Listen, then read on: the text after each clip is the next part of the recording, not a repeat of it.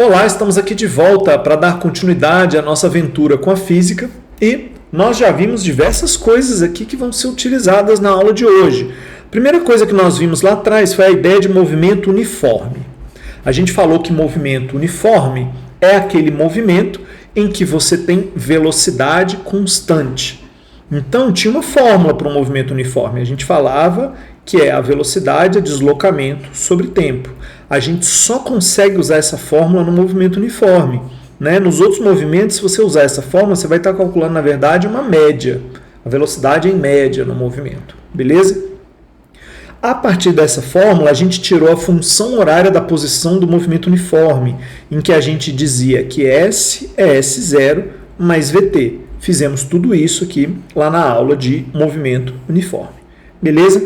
Nós estudamos também o movimento uniformemente variado. O movimento uniformemente variado é aquele movimento em que existe uma aceleração.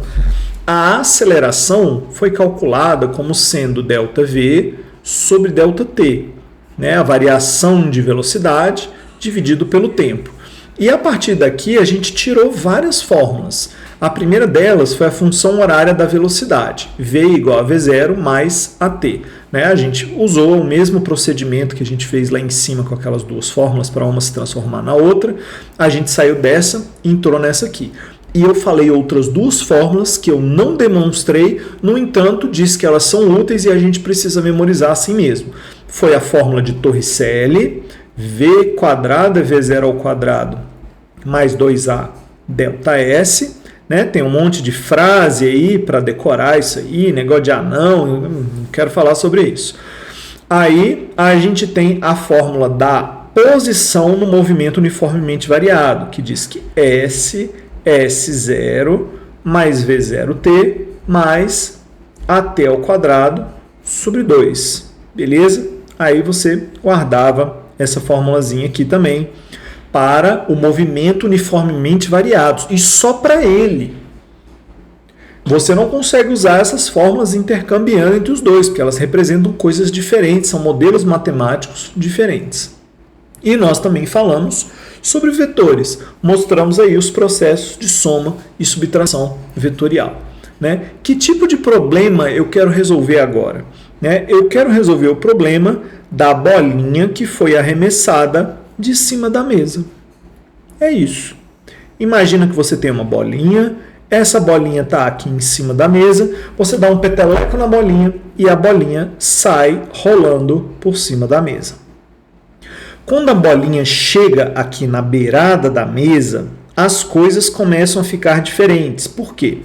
Porque a bolinha vai para o lado e também vai para baixo. E aqui tem uma propriedade muito interessante que o movimento para o lado da bolinha não sofre nenhum tipo de modificação. A bolinha continua indo para o lado no mesmo ritmo, na mesma rapidez, na mesma velocidade. Enquanto na vertical, devido à ação da gravidade, a bolinha vai ficando cada vez mais veloz. Essa divisão, essa separação não é uma coisa trivial de se fazer. Isso aqui, para a humanidade se convencer, eu não estou falando de você, aluno, de nós, cidadão comum, Eu estou falando da humanidade. A humanidade foi se convencer de que isso realmente acontecia depois de exaustivos experimentos feitos por alguns gênios que tiveram aí na nossa história, sendo o principal deles Galileu Galilei. Galileu conseguiu mostrar que quando você arremessa um objeto de cima da mesa, durante o voo ali, enquanto ele está caindo, a horizontal do movimento, a componente horizontal do movimento permanece a mesma. Faz muito sentido, porque na hora que você dá um peteleco na bolinha em cima da mesa, a sua interação com a bolinha foi exclusivamente no momento do peteleco.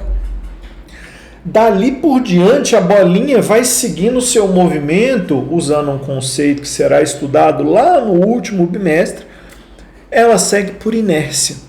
E no momento em que ela sai da beira da mesa, a gravidade passa a ser capaz de empurrar essa bolinha para baixo junto com o movimento que ela tem na lateral. É como se fosse assim, imagina que você tem um barco e você está lá remando e de repente começa uma correnteza a te levar. Bom, se você está remando para frente, cara, tu vai continuar indo para frente. Só que a correnteza levando você faz você ir para frente e para o lado. Aqui é como se fosse uma correnteza acelerada. A gravidade acaba levando a bolinha para baixo com uma velocidade, com uma rapidez que é crescente. Então, nesse tipo de movimento, a gente coloca que o movimento horizontal será uniforme e o movimento vertical será uniformemente variado. Beleza? Um exemplo não trivial, um exemplo que não é bobo e que desafia a nossa intuição. Imagine uma arma de fogo, né? Um rifle, um revólver, uma pistola, essa arma de fogo. Você posiciona essa arma na horizontal e faz um disparo, né? Então imagina que alguém faz um disparo de arma de fogo na horizontal. Faz o seguinte, pega uma bolinha aí, bota ela aqui na altura que estaria o cano aí da arma, né? Pega a bolinha aqui e solta. Puf! Posso fazer isso. Vou pegar um negócio que eu possa jogar no chão aqui. Então minha proposta é a seguinte. Você vai pegar um objeto e vai soltar ele. É porque eu tenho que sair do lado da cadeira aqui para dar certo. Você vai soltar o objeto. Beleza? Tá aqui sua arma. Soltar o objeto. Você viu esse tempo? Bem curtinho. Não interessa qual seja a arma. Não interessa qual seja o projétil. Não interessa a velocidade que ele ganhou. Nesse tempo, ele já está no chão. Vou falar de novo. Você tem uma arma de fogo. Aponta ela na horizontal. Vamos para cima não. À frente. Pegar um objeto aqui. Beleza? Aí eu vou atirar. Puf! Tá vendo? Esse tempo de queda é o tempo de queda do projétil. Afinal, ele está sujeito à gravidade. Se você pega uma bolinha e joga ela por cima da mesa, a bolinha rola. A partir do momento que a bolinha saiu da mesa, esse é o tempo que ela leva para cair. O mesmo tempo de um objeto que foi abandonado da mesma altura. Isso eu falo que é pouco intuitivo, porque às vezes você pensa que o projétil da arma de fogo, como ele sai numa velocidade absurda, né, mais rápido até que o som, né, muitas vezes, como o projétil sai muito veloz, você pode pensar que ele vai tipo voar, né? Mas não. No momento em que o projétil saiu do cano, ele vai cair e ele vai levar para cair o mesmo tempo que um objeto qualquer levaria para cair se não estivesse se movendo na horizontal. A diferença é que ele é muito rápido, então ele sai na horizontal muito rápido. Mas se ele não atingir nada enquanto ele está indo para frente, enquanto um objeto comum cai, ele cai e chega no chão. No mesmo tempo. É esse tempo aqui, ó. Menos de um segundo. Nessa fração de segundo, o projétil já chegou no chão.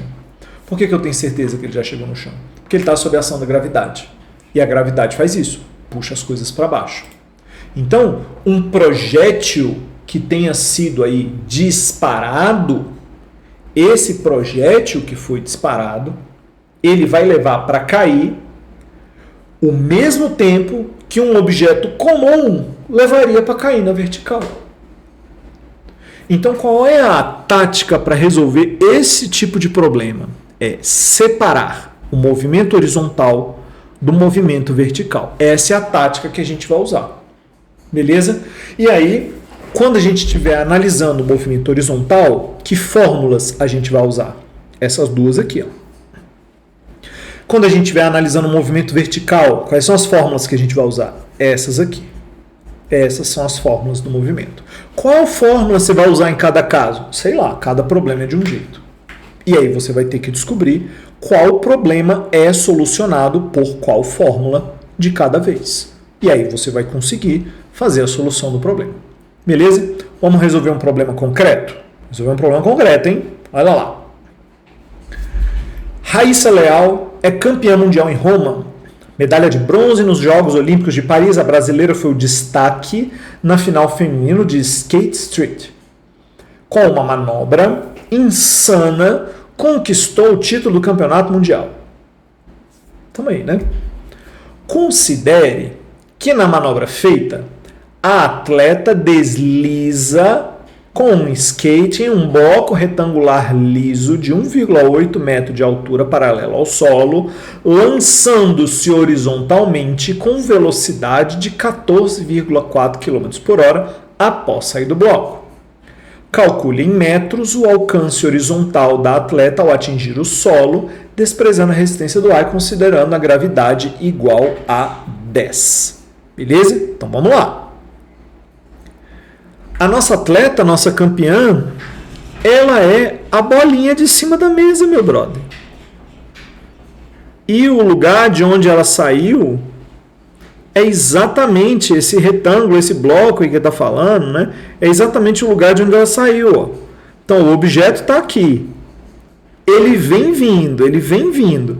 Na hora que ele passou da beira da mesa, isso aqui se transformou num lançamento horizontal. Um lançamento em que, durante todo o movimento, a velocidade horizontal é a mesma velocidade que o objeto, chamar de Vx, a mesma velocidade que esse objeto tinha quando ele saiu de cima da mesa.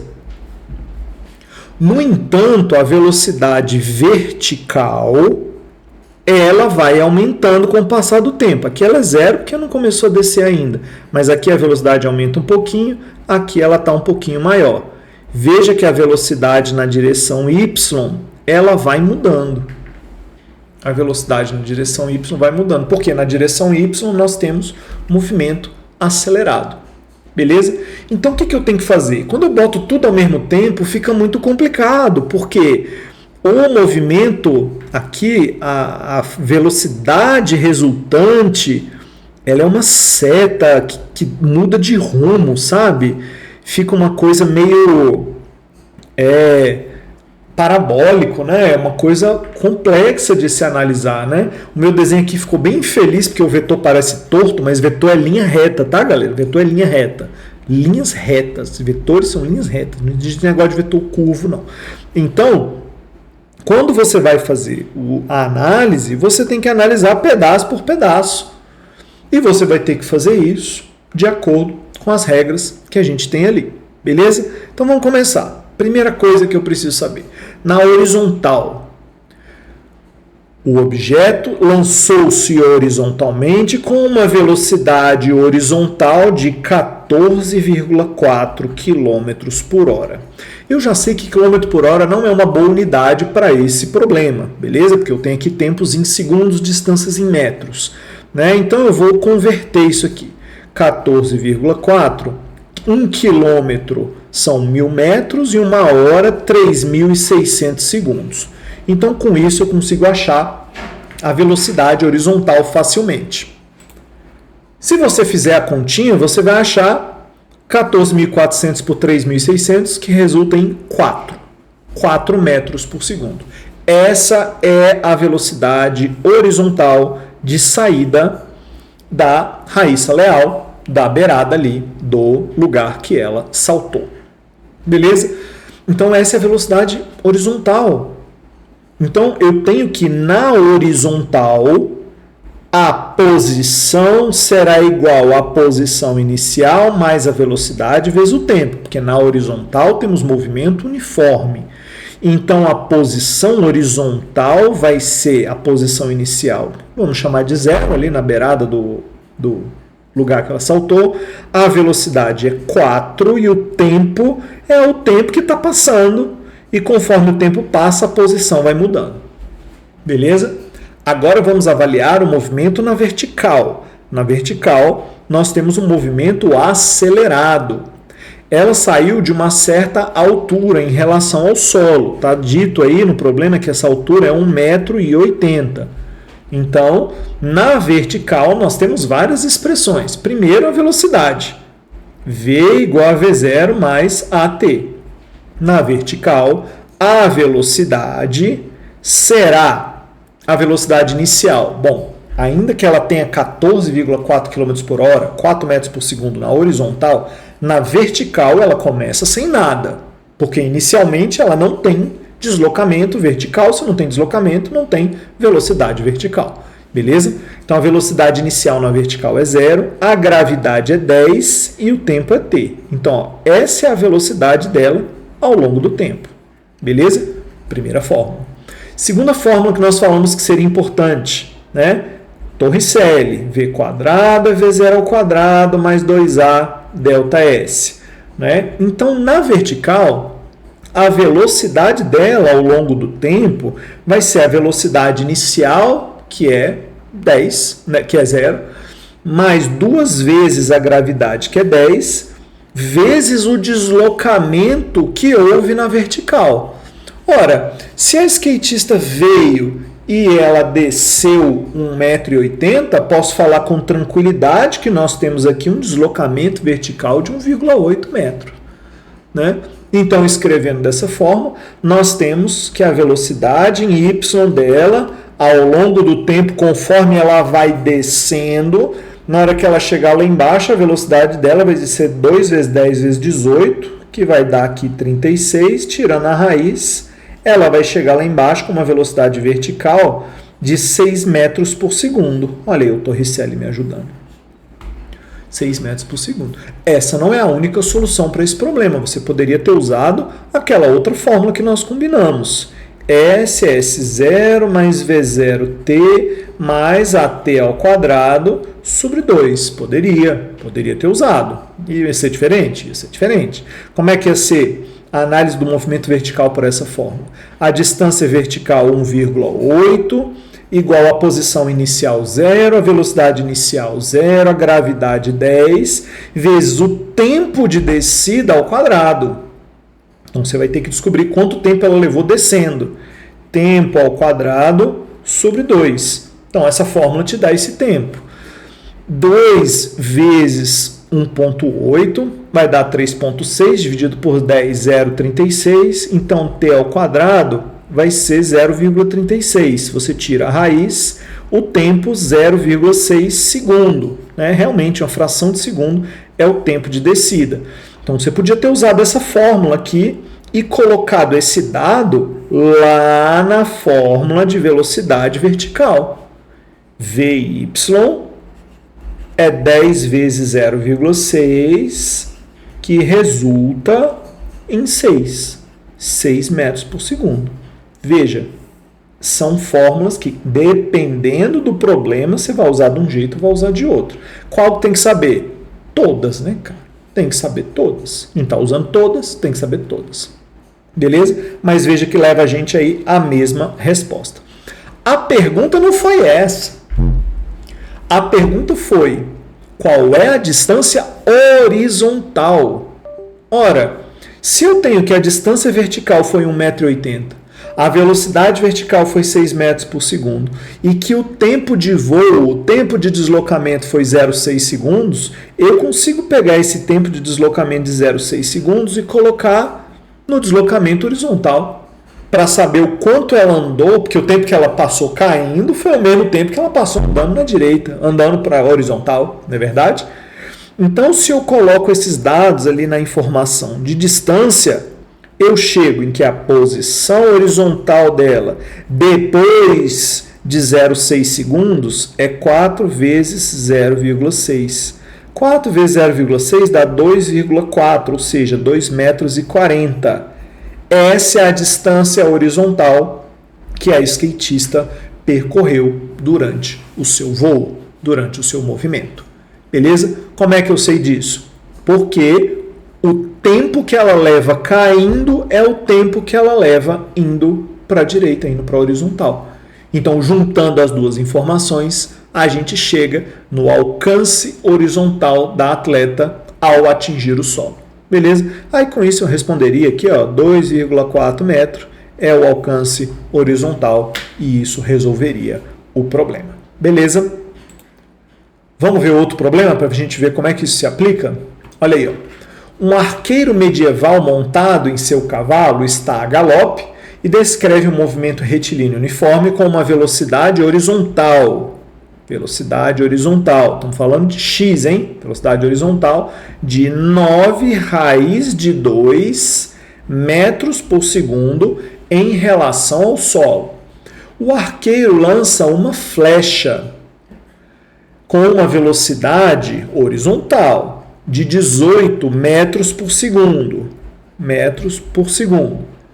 Em relação a ele mesmo, cuja componente horizontal está na mesma direção e sentido do deslocamento do arqueiro. Para ele, a flecha é lançada com uma elevação de 45 graus acima da reta horizontal. Então, uma elevação de 45 graus acima da reta horizontal. O alcance da flecha em relação ao solo será quanto? Olha aí. Então, um problema muito parecido com o anterior, mas que, além de ter um movimento horizontal, ele também tem um movimento vertical. A diferença aqui é que o movimento vertical começa com um lançamento para cima e ele vai ter uma coisa de subir e descer aí para conseguir configurar o alcance horizontal. E aqui a diferença é que você vai ter que fazer uma operação vetorial diferente daquela que você vinha fazendo. A gente veio fazendo somas vetoriais. Aqui a gente vai ter que fazer a decomposição, que é como se a gente estivesse desmontando o vetor. Beleza? Então, o arqueiro, ele vai lançar uma flecha. Essa flecha tem uma velocidade de 18 metros por segundo. Beleza? Essa velocidade, direção de 18 metros por segundo, é em relação ao arqueiro. Então, a flecha está indo junto com ele. Beleza? Fazendo a decomposição, a gente tem que encontrar a velocidade horizontal e a velocidade vertical dessa flecha. Como é que você faz isso? Ora, isso aqui é exatamente igual àqueles problemas de geometria em que você tinha um triângulo com um lado conhecido e você precisava usar seno e cosseno para achar os outros dois lados.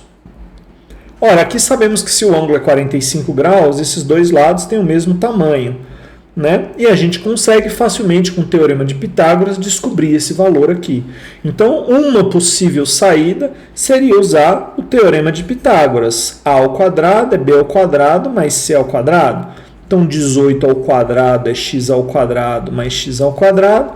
2x ao quadrado vai me dar 18 ao quadrado. A gente pode tirar a raiz, né, dos dois lados para conseguir chegar que raiz de 2x é igual a 18. Então, esse x dá 18 sobre raiz de 2, que racionalizando, 18 raiz de 2 sobre 2, 9 raiz de 2. Se você não lembra, pega a canetinha, senta aí até você lembrar como é que faz essas operações com raízes, beleza? Não deixa passar, não. Então, significa que a velocidade em x é 9 raiz de 2 metros por segundo, assim como a velocidade em y, 9 raiz de 2 metros por segundo. O que eu fiz? Decomposição vetorial. Só que o cavalo está contribuindo com a velocidade do lançamento da flecha, porque a flecha está em cima do cavalo. Então, além da velocidade que a flecha tem ao sair, tem um incremento de velocidade de 9 raiz de 2 metros por segundo ao quadrado, metros por segundo sem quadrado, devido ao movimento horizontal do cavalo. Em resumo, você tem uma flecha que sai com uma velocidade 9 raiz de 2 mais 9 raiz de 2, que é 18 raiz de 2 metros por segundo. E ela também tem uma componente vertical, 9 raiz de 2 metros por segundo. Achei o Vx, achei o Vy da flecha quando ela está saindo de cima do cavalo. O que eles pediram para a gente? O alcance horizontal dessa flecha. Como é que a gente calcula alcance horizontal? A gente vai descobrir quanto tempo demora para esse objeto subir e descer, para conseguir achar o alcance horizontal. Então a gente faz o seguinte, imagina que você tem um objeto, ele sai do solo, sobe e desce com essa velocidade de 9 raiz de 2 metros por segundo. Quanto tempo ele demora para subir e descer? Quanto tempo? Ora, primeira fórmula, V igual a V0 mais AT, primeira parte. Né? A velocidade final dele vai ser 9 raiz de 2 para baixo, ou seja, menos 9 raiz de 2. A inicial, 9 raiz de 2 para cima, então 9 raiz de 2. E a gravidade para baixo, menos 10 vezes o tempo. Então, com isso, você consegue calcular o tempo de subida e descida. Vamos calcular esse tempo? Menos 9 dá menos 18 raiz de 2, que é igual a menos 10 vezes o tempo. Então, eu tenho que o tempo de subida e descida é 1,8 raiz de 2 segundo. Não se assusta com as raízes não, cara, que isso aqui está tranquilo. Esse é o tempo de subir e descer. Então, quanto tempo demora para andar na horizontal? Ora, na horizontal eu tenho um movimento uniforme. Como é que a gente faz a fórmula do movimento uniforme? S é igual a S0 mais VT. Por que eu estou usando essa fórmula? Porque na horizontal o movimento é uniforme, usa a fórmula do movimento uniforme. O S, que é a distância percorrida nesse caso, é meu sonho, porque a posição inicial é 0. A velocidade é a mesma durante todo o voo, 9 raiz de 2. E o tempo que passou, 1,8 raiz de 2 segundo. Então, com isso, eu consigo achar a distância horizontal percorrida. Que se você executar a continha, você vai achar 9 vezes raiz de 2 vezes raiz de 2 dá 8, dá 2, né? Raiz de 2 vezes raiz de 2 dá 2, vezes 1,8. Fazendo aqui, você vai achar exatamente 32,4 metros de alcance horizontal. Beleza? Ele poderia perguntar várias coisas, perguntar a altura máxima. Para achar a altura máxima, você usar a fórmula de Torricelli com deslocamento vertical, né? E com isso você consegue descrever exatamente o movimento do lançamento, do mesmo modo, com o mesmo raciocínio que a gente fez para o lançamento horizontal. Então, esse lançamento oblíquo usa exatamente o mesmo raciocínio do lançamento horizontal.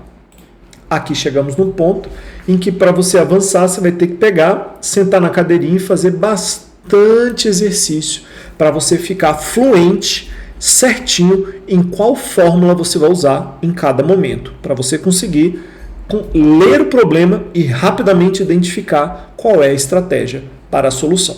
Beleza? Era isso. Agradeço a atenção de todos. Até mais.